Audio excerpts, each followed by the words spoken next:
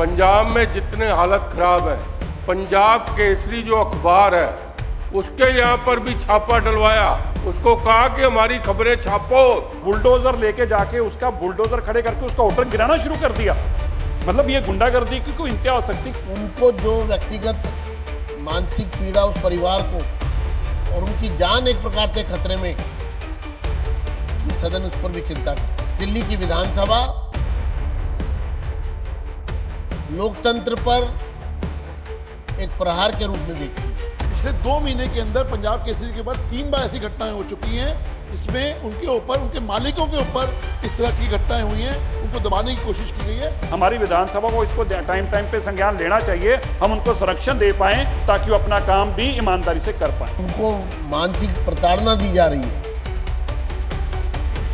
क्योंकि जगवाणी और पंजाब केसरी जो पंजाब का लीडिंग अखबार है, जो एक तरह से घर घर में पहुंचता है, अगर उस मीडिया हाउस के साथ इस तरह की नाइंसाफी, दरिंदगी की गई है तो ये सदन कड़े शब्दों में ऐसी मानसिकता, ऐसी पार्टी, ऐसे लोगों की निंदा करता है। ये इस पे आप तरविंदर जी, आप कुछ बोलना चाहते हैं? इस पर कोई सदस्य अपनी बात रखना चाहते हैं? पंजाब में जितने हालत खराब है, पंजाब केसरी जो अखबार है उसके यहाँ पर भी छापा डलवाया।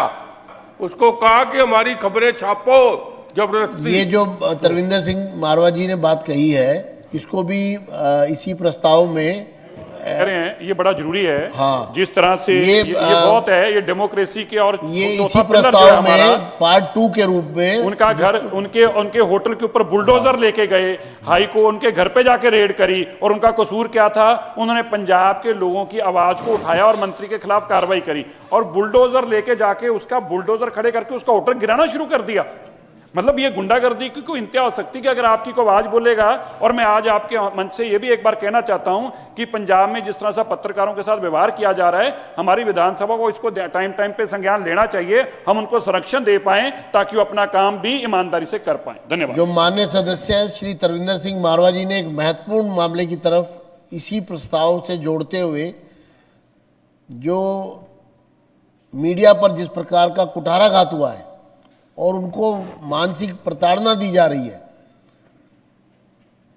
क्योंकि जगवाणी और पंजाब केसरी जो पंजाब का लीडिंग अखबार है, जो एक तरह से घर घर में पहुंचता है, अगर उस मीडिया हाउस के साथ इस तरह की नाइंसाफी, दरिंदगी की गई है तो ये सदन कड़े शब्दों में ऐसी मानसिकता, ऐसी पार्टी, ऐसे लोगों की निंदा करता है।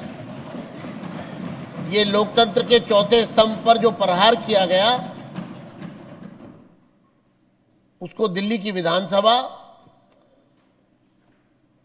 लोकतंत्र पर एक प्रहार के रूप में देखती है और इसलिए इस प्रस्ताव में का जो एक एक्सटेंशन के रूप में इसको भी इसमें जोड़ा जा रहा है।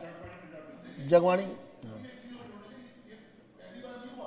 पिछले 2 महीने के अंदर पंजाब केसरी के बाद 3 बार ऐसी घटनाएं हो चुकी हैं, जिसमें उनके ऊपर, उनके मालिकों के ऊपर इस तरह की घटनाएं हुई हैं, उनको दबाने की कोशिश की गई है।